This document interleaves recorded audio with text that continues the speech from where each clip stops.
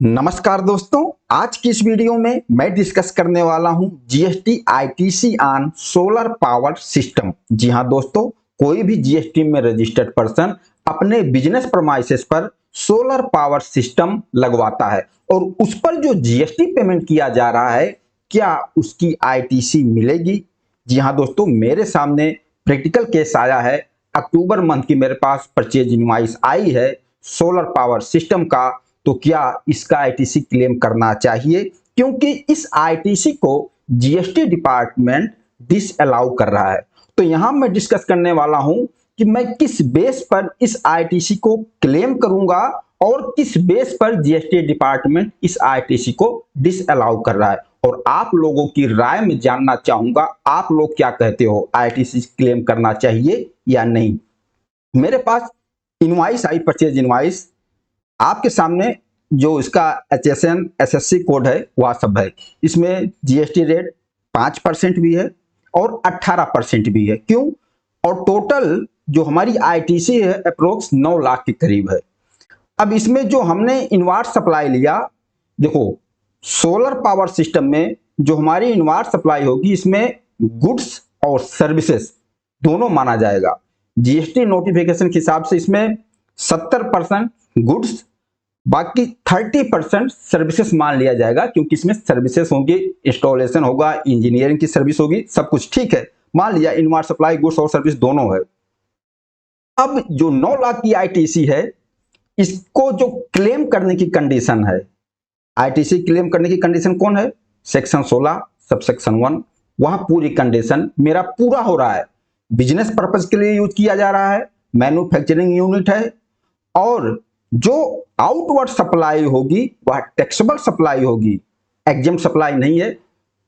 तो यह section 16 subsection 1 की पूरी कंडीशन पूरी हो रही है। और जो अगर 17(5) ब्लॉक क्रेडिट का पॉइंट लाते हैं कंट्रैक्शन में, 17(5) ब्लॉक क्रेडिट कहां मैटर बनता है? Construction of immovable property other than plant and machinery, यहां पर आईटीसी ब्लॉक हो रहा है। ध्यान रखना, अगर हम किसी इमूवेबल प्रॉपर्टी का कंस्ट्रक्शन कर रहे हैं तो आईटीसी ब्लॉक्ड है, लेकिन अगर प्लांट एंड मशीनरी है उसकी आईटीसी ब्लॉक्ड नहीं है। तो उस हिसाब से जो यह सोलर पावर जनरेटिंग सिस्टम है, यह एक प्लांट एंड मशीनरी के अंडर आ रहा है। तो प्लांट एंड मशीनरी चाहे इमूवेबल हो या मूवेबल हो, आईटीसी मिलेगा। तो इस बेस पर हम आईटीसी क्लेम कर सकते हैं इसको। लेकिन जीएसटी डिपार्टमेंट इस आईटीसी को डिसअलाउ कर रहा है, क्योंकि हमारे ही जान पहचान के थे। उन्होंने फाइनेंशियल ईयर 2021 में सोलर पावर सिस्टम लगाया था अपनी फैक्ट्री में, और उसका आईटीसी उन्होंने क्लेम किया था। डिपार्टमेंट का ऑडिट हुआ और डिपार्टमेंट ने वह पूरा का पूरा आईटीसी उनको रिवर्स करने के लिए बोल दिया, विद इंटरेस्ट डिमांड निकाल दिया। अब उन्होंने चैलेंज किया है, अपील में गए हुए हैं, और अभी तक अपील का कोई फैसला आया नहीं है। अंडर प्रोसेस है वह उनका केस। अब मेरे सामने आ गया यह केस आईटीसी क्लेम करने के लिए। अब मैं यहां आईटीसी क्लेम करूं या ना क्लेम करूं? जो जीएसटी डिपार्टमेंट है जो आईटीसी वह डिसअलाउ कर रहा है, किस बेस पर?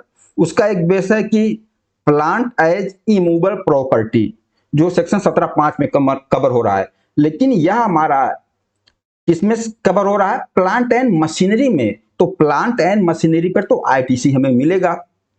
और कुछ ऑफिसर का जो बेस है वह बोल रहे हैं कि electricity supply exempt from GST. तो यहां पर जो हमारी आउटवर्ड सप्लाई है, जो मैन्युफैक्चरिंग यूनिट है, उससे हमारी आउटवर्ड सप्लाई टैक्सेबल है। एग्जेम्प्ट कोई सप्लाई नहीं कर रहे हैं, क्योंकि जो भी कंज्यूम करेंगे उसकी जो आउटवर्ड सप्लाई होगी सब टैक्सेबल है। तो इस आईटीसी को हमें क्लेम क्यों नहीं करना चाहिए? अब जीएसटी डिपार्टमेंट तो डिसअलाउ कर रहा है। अगर इस आईटीसी को मैं क्लेम करता भी हूं तो ऑडिट में जीएसटी डिपार्टमेंट 100% इस मेरी आईटीसी को डिसअलाउ करेगा, क्योंकि हमने 2 से 3 केस देखा, सब जगह इस आईटीसी को डिसअलाउ कर दिया है, और सारे के सारे केस अपील में हैं। तो जो मेरे जान पहचान वालों का केस अपील में है, मैं क्या सोच रहा हूं कि उस अपील का रिजल्ट देखना चाह रहा हूं कि अपील से क्या फैसला आता है। इसलिए मैं अभी इस आईटीसी को, मेरे ये नहीं समझ में आ रहा है क्लेम करें या ना क्लेम करें।